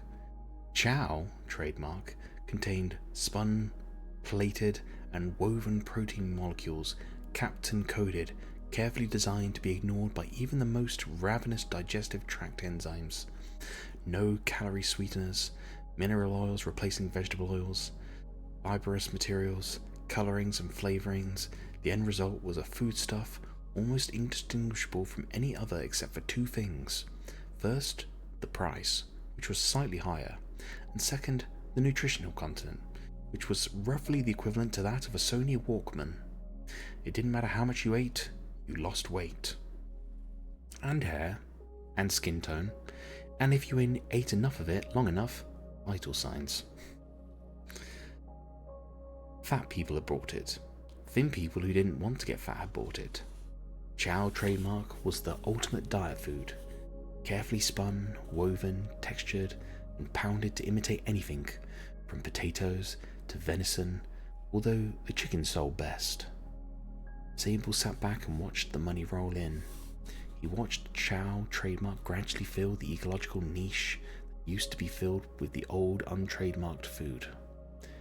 He followed Chow trademark with Snacks trademark, junk food made from real junk. Meals trademark was Sable's latest brainwave. Meals trademark was Chow trademark with added sugar and fat. The theory was that if you ate enough Meals trademark, you would A. get very fat, and B. die of malnutrition. Paradox delighted Sable. Meals trademark were currently being tested all over America. Pizza meals, fish meals, Szechuan meals, macrobiotic rice meals, even hamburger meals. Sable's limousine was parked in the lot of a Des Moines, Iowa Burger Lord, fast food franchise wholly owned by his organization. It was here they'd been piloting hamburger meals for the last 6 months. He wanted to see what kind of results they'd been getting. He leaned forward, tapped the chauffeur's glass partition. The chauffeur pressed a switch and it slid open. "So? I'm going to take a look at our operation, Marlon. I'll be 10 minutes, then back to LA. So?" Sable sauntered into the Burger Lord. It was exactly like every other Burger Lord in America, but not like every other Burger Lord across the world. German Burger Lords, for example, sold lager instead of root beer, while English Burger Lords managed to take any American fast food virtues, the speed with which your food was delivered, for example, and carefully remove them. Your food arrived about half an hour at room temperature. It was only because of the strip of warm lettuce between them that you could distinguish the burger from the bun. The Burger Lord Pathfinder salesman had been shot 25 minutes after setting foot in France. Oh, I love that. McLordy the clown danced in the kiddie corner. The serving staff had identical gleaming smiles that never reached their eyes. Behind the counter, a chubby, middle-aged man in a Burger Lord uniform slapped burgers onto the griddle, whistling softly, happy in his work. Sable went up to the counter. "Hello, my name is Marie," said the girl behind the counter. "How can I help you?" "A double blaster, thunder biggin, extra fries, hold the mustard," he said. "Anything to drink?" "A special thick, whippy chocolate banana shake." She pressed the little pictogram squares on her till. Literacy was no longer a requirement for employment in those restaurants. Smiling was. Then she turned to the chubby man behind the counter. "DBTB EF hold mustard," she said. "Choc shake." "Uh-huh," crooned the cook. He sorted the food into little paper containers, pausing only to brush the graying cowlick from his eyes. "Here you are," he said. She took them without looking at him, and he turned carefully to his griddle, singing quietly, "Love me tender, love me long." The man's humming, Sable noted, clashed with the Burger Lord's background music. A tiny tape loop of the Burger Lord commercial jingle, and he made a mental note to have him fired. "Hello, my name is Marie," gave Sable his meal and told him to have a nice day. He found a small plastic table, sat down in the plastic seat, and examined his food. Artificial bread roll, artificial burger, fries that had never even seen a potato, foodless sauces, even, and Sable was especially pleased with this, an artificial slice of dill pickle. He didn't bother to examine his milkshake. It had no actual food content, but then again, neither did those sold by any of his other rivals. All around him, people were eating their unfood with, if not actual evidence of enjoyment, then with no more actual disgust than was to be found in burger chains all over the planet. He stood up, took his tray over to the "Please dispose of your refuse with care" receptacle, and dumped the whole thing.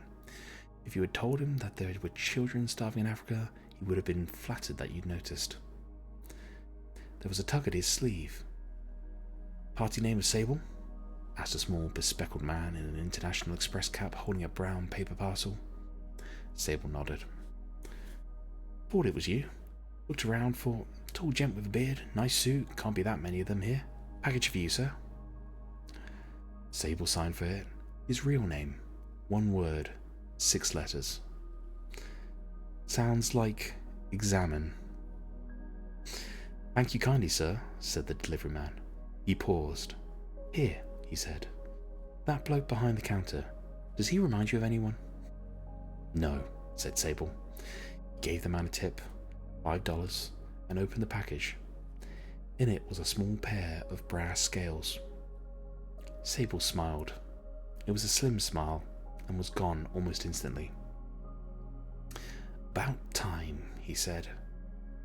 He thrust the scales into his pocket, unheeding of the damage being done to the sleek line of his back suit, and went back to the limo. "Back to the office?" asked the chauffeur. The airport, said Sable, and call ahead. I want a ticket to England. Yes, sir. Return ticket to England. Sable fingered the scales in his pocket. Make that a single, he said. I'll be making my own way back. Oh, and call the office for me. Cancel all appointments. How long for, sir? The foreseeable future. And in the Burger Lord, behind the counter, a stout man with a cowlick slid another half-dozen burgers onto the grill. He was the happiest man in the world, and he was singing very softly. You ain't never caught a rabbit, he hummed to himself, and you ain't no friend of mine. Them listened with interest. There was a light drizzle which was barely kept at bay by the old iron sheets and frayed bits of lino that roofed their den in the quarry, and they always looked to Adam to think up things to do when it was raining. They weren't disappointed. Adam's eyes were agleam with the joy of knowledge. It had been 3 a.m. before he'd gone to sleep under a pile of new Aquarians. And then there was this man called Charles Fort, he said. Could make it rain fish and frogs and stuff. Huh, said Pepper. I bet. Alive frogs? Oh yes, said Adam, warming to his subject. Hopping around and croaking and everything. People paid him money to go away in the end, and he racked his brains for something that would satisfy his audience. He'd done, for Adam, a lot of reading in one go. And he sailed off in the Mary Celeste and founded the Bermuda Triangle. It's in Bermuda, he added helpfully. No, he couldn't have done that, said Wensleydale sternly, because I've read about the Mary Celeste, and there was no one on it. It's famous for having no one on it. They found it floating around all by itself with no one on it. I didn't say he was on it when they found it, did I? Said Adam scathingly. Of course he wasn't on it, because of the UFOs landing and taking him off. I thought everyone knew about that. The them relaxed a bit. They were on firmer ground with UFOs. They weren't entirely certain about New Age UFOs, though. They'd listened politely to Adam on the subject, but somehow modern UFOs lacked punch. If I was an alien, said Pepper, voicing the opinions of them all, I wouldn't go around telling people all about mystic cosmic harmony. I'd say, her voice became hoarse and nasal like someone hampered by an evil black mask, this is a laser blaster. Show you do what you're told, rebel swine. They all nodded. A favourite game in the quarry had been based on a highly successful film series with lasers, robots, and a princess who wore her hairs like a pair of stereo headphones. It had been agreed without a word being said that if anyone was going to play the part of any stupid princess, it wasn't going to be Pepper. But the game normally ended in a fight to be the one who was allowed to wear the coal scuttle and blow up planets. Adam was best at it. When he was a villain, he really sounded as if he could blow up the world. Them were, anyway, temperamentally on the side of planet destroyers, provided they could be allowed to rescue princesses at the same time. I expect that's what they used to do, said Adam, but now it's different. They all have this bright blue light around them, go around doing good. Sort of galactic policemen going around telling everyone to live in universal harmony and stuff. There was a moment's silence when they pondered this waste of perfectly good UFOs. What I've always wondered, said Brian, is why they call them UFOs when they know they're flying saucers. I mean, they're identified flying objects then. It's because the government hushes it all up, said Adam. Millions of flying saucers land in all the time, and the government keeps hushing it up. Why? Said Wensleydale. Adam hesitated. His reading hadn't provided a quick explanation for this. New Aquarian just took it as the foundation of belief, both of itself and its readers, that the government hushed everything up. Because they're the government, said Adam simply. That's what governments do. They've got this great big building in London full of books of all the things they've hushed up. When the Prime Minister gets into work in the morning, the first thing he does is go through the big list of everything that's happened in the night and put this big red stamp on them. I bet he has a cup of tea first and then reads the paper, said Wensleydale, who had on one memorable occasion during the holidays gone unexpectedly into his father's office, where he had formed certain impressions. and talks about what was on TV last night. Well, alright, but after that he gets out the book and the big stamp. Which says, "Hush it up," said Pepper. "It says top secret," said Adam, resenting this attempt at bipartisan creativity. "It's like nuclear power. They keep blowing up all the time, but no one ever finds out because the government hushes it up." "They don't keep blowing all the time," said Wensleydale severely. "My father says they're dead safe. I mean, we don't have to live in a greenhouse. Anyway, there's a big picture of one in my comic, and it doesn't say anything about it blowing up." Wensleydale's alleged comic was a 94-week part. It was a 94-week part work called Wonder of Nature and Science. He had every single one so far, and had asked for a set of binders for his birthday. Brian's weekly reading was anything that had a lot of exclamation marks in the title, like whiz or clang. So was Pepper's, although even under the most refined of tortures, she still wouldn't admit in the fact that she also brought just 17 underplaying covers. Adam didn't read any comics at all. They never lined up to the kind of things he could do in his head.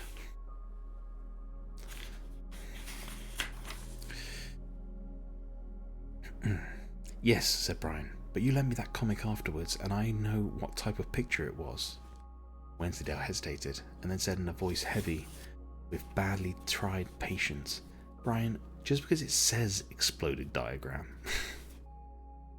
There was the usual brief scuffle. "Look," said Adam severely, "do you want me to tell you about the Aquarium Age or not?" The fight, never very serious amongst the siblinghood of them, subsided. "Right," said Adam. He scratched his head. "Now you've made me forget where I got to," he complained. "Flying saucers," said Brian. Right. Well, if you do see a flying UFO, these government come and tell you off," said Adam, getting back into his stride. "In a big black car. Happens all the time in America." The them nodded sagely. Of this, at least, they had no doubt. America was to them the place that good people went to when they died. They were prepared to believe that just about anything could happen in America. "Probably cause traffic jams," said Adam. "All these men in black cars going around telling people off for seeing UFOs. They tell you that if you go on seeing them, you'll have a nasty accident."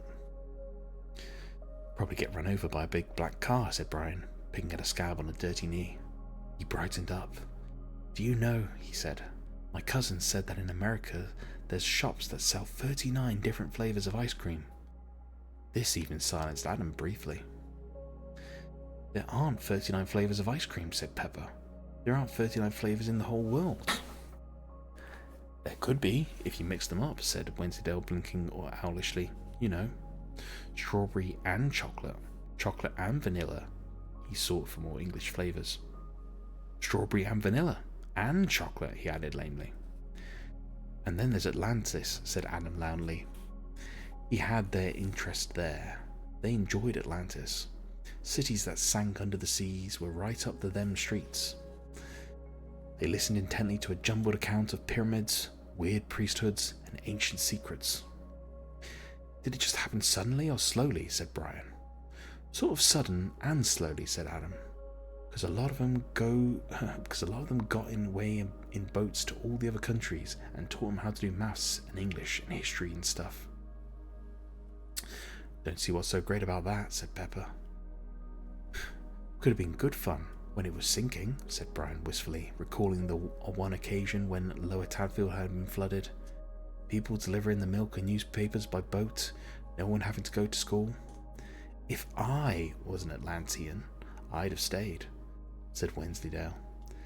This was greeted with disdainful laughter, but he pressed on. "You just have to wear a diver's helmet, that's all, and nail all the windows shut, and fill the house with air. It would be great."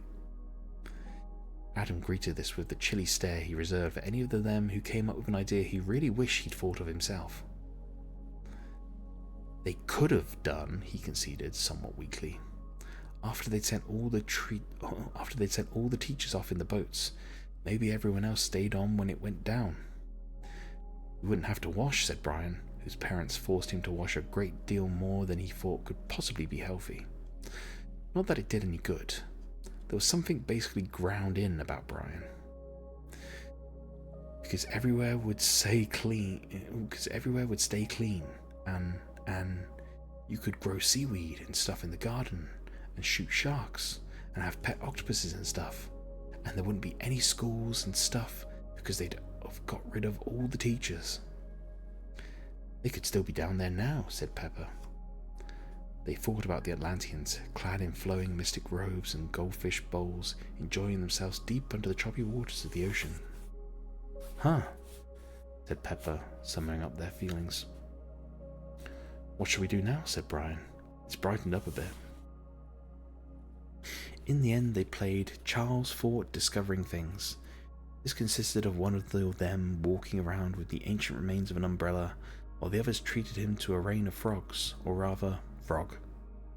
They could only find one in the pond. It was an elderly frog who knew the them of old and tolerated their interest as the price it paid for a pond otherwise free of moorhens and pike. He put up with things good-natured for a while before hopping off to a secret and so far undiscovered hideout in an old drainpipe. Then they went home for lunch. Adam felt very pleased about the morning's work. He'd always known that the world was an interesting place, and his imagination had peopled it with pirates and bandits and spies and astronauts and similar. But he'd also had a nagging suspicion that, when you seriously got right down to it, they were all just things in books that didn't properly exist anymore. Whereas this Aquarium Age stuff was really real. Grown-up people wrote lots of books about it. New Aquarium was full of adverts for them. And Bigfoots, and Mothmen, and Yetis, and sea monsters, and Surrey pumas really existed. If Cortez, on his peak in Darien, had had slightly damp feet from efforts at catching frogs, he'd have felt just like Adam at that moment. The world was bright and strange, and he was in the middle of it. He bolted his lunch and retired to his room. There were still quite a few new Aquarians he hadn't read yet.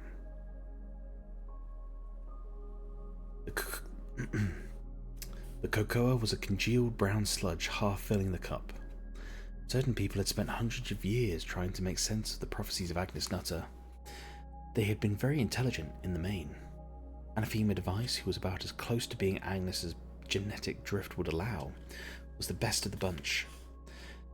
But none of them had been angels. Many people meeting Aziraphale for the first time formed three impressions: that he was English, that he was intelligent, and that he was gayer than a tree full of monkeys on nitrous oxide. Two of these were wrong. Heaven is not in England, whatever certain poets may have thought, and angels are sexless unless they really want to make an effort. But he was intelligent, and it was an angelic intelligence which, while not being particularly higher than human intelligence, is much broader and has the advantage of having thousands of years of practice. Aziraphale was the first angel ever to own a computer. It was a cheap, slow, plasticky one, much touted as ideal for the small businessman. Aziraphale used it religiously for doing his accounts, which were so scrupulously accurate that the tax authorities had inspected him 5 times in a deep belief that he was getting away with murder somewhere. But there were other calculations. But these other calculations were of a kind no computer could ever do. Sometimes he would scribble something on a sheet of paper by his side. It was covered in symbols which only 8 other people in the world would have been able to comprehend. 2 of them had won Nobel Prizes, and one of the other 5 dribbled a lot and wasn't allowed anything sharp because of what he might do with it. Anathema lunched on miso soup and pored over her maps. There was no doubt the area around Tadfield was rich in ley lines. Even the famous Rev Watkins had identified some, but unless she was totally wrong, they were beginning to shift position. She'd spent weeks taking soundings with Volodite and Pendulum, and the Ordnance Survey map of Tadfield area was now covered with little dots and arrows. She stared at them for some time. Then she picked up a felt-tip pen and, with occasional references to her notebook, began to join them up. The radio was on. She wasn't really listening, so quite a lot of the main news items had passed right by her unheeding ears, and it wasn't until a couple of key words filtered down into her consciousness that she began to take notice. Someone called a spokesman sounded close to hysteria. Danger to employees or the public, he was saying. And precisely how much nuclear material has escaped, said the interviewer. There was a pause. We wouldn't say escaped, said the spokesman. Not escaped. Temporarily mislaid. You mean it is still on the premises? We certainly cannot see how it could have been removed from them, said the spokesman. Surely you have considered terrorist activity? There was another pause. Then the spokesman said, in the quiet tones of someone who has had enough and is going to quit after this and raise chickens somewhere, yes, I suppose we must. All we need to do is find some terrorists who are capable of taking an entire nuclear reactor out of its can while it's running and without anyone noticing. It weighs about 1,000 tons and is 40 feet high, so they'll be quite strong terrorists. Perhaps you'd like to ring them up, sir, and ask them questions in that supercilious, accusatory way of yours. But you said the power station is still producing electricity, gasped the interviewer. It is. How can it still be doing that if it hasn't got any reactors? You could see the spokesman's mad grin, even on the radio. You could see his pen poised over the Farmers for Sale column in Poultry World. We don't know, he said. We were hoping you clever buggers at the BBC would have an idea. Anathema looked down at her map. What she had been drawing looked like a galaxy, or the type of carving seen on the better class of Celtic monolith. The ley lines were shifting. They were forming a spiral. It was centered, loosely, with some margin for error, but nevertheless centered on Lower Tadfield. Several thousand miles away, at almost the same moment as Anathema was staring at her spirals, the pleasure cruiser Mobili was aground in 300 fathoms of water. For Captain Vincent, this was just another problem. For example, he knew he should contact the owners, but he never knew from day to day or from hour to hour in this computerized world actually who the current owners were. Computers, that was the bloody trouble. The ship's papers were computerized, and he could switch to the most currently advantageous flag of convenience in microseconds. Its navigation had been computerized as well, constantly updating its position by satellites. Captain Vincent had explained patiently to the owners, whoever they were, that several hundred square meters of steel plating and a barrel of rivets would be a better investment, and had been informed that this recommendation did not accord with current cost-benefit flow predictions. Captain Vincent strongly suspected that despite all its electronics, the ship was worth more sunk than afloat, and would probably go down as the most perfectly pinpointed wreck in nautical history. By inference, this also meant that he was more valuable dead than alive. He sat at his desk, leafing through international maritime codes, whose 600 pages contained brief yet pregnant messages designed to transmit the news of every conceivable nautical eventuality across the world, with the minimum of confusion and, above all, cost. What he wanted to say was this: was sailing south-southwest at position 33 degrees north, 47 degrees, 72 degrees west. First mate, who you may recall was appointed in New Guinea against my wishes and is probably a headhunter, indicated by signs that something was amiss. It appears that quite a vast expanse of seabed had risen up in the night. It contains a large number of buildings, many of which appear pyramid-like in structure. We are aground in the courtyard of one of those.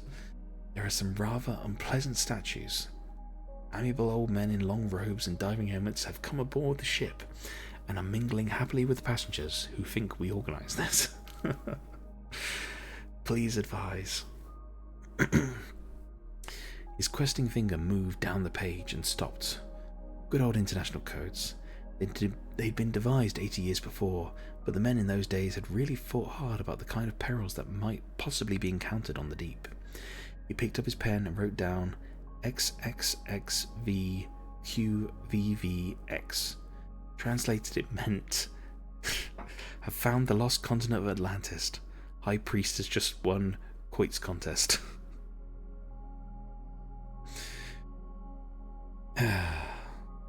Okay, I think that's a good place to leave. I think that's a good place to leave. We've just discovered Atlantis, so that's a good place to leave off for the day. Right. Guys, thank you very much everybody for coming today. I really do appreciate it. I hope you all have a good rest of your day. Have a good morning, good afternoon, good evening, good night, wherever you are in the world. Wait, what?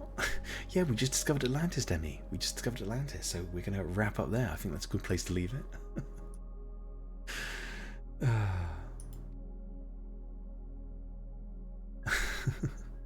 Have a lovely rest of your night. You too, Erie. You too. I hope the rest of your night goes okay. Yes, guys, have a good morning, good afternoon, good evening, good night, wherever you are in the world. Please do take care of yourself. Man, did I zone out? You're fine, Emmy. You're fine. It's all good. It's all good. I'm glad that you were able to relax a bit and just zone out. But yeah, I will be in the Discord server. I'm going to hang out in there for a bit. So yeah, if anybody wants to come in and chat or whatever, or lurk or just message, whatever, please feel free to. But yeah, I hope to see you all again very, very soon. We should be back on Friday for about 8 PM GMT.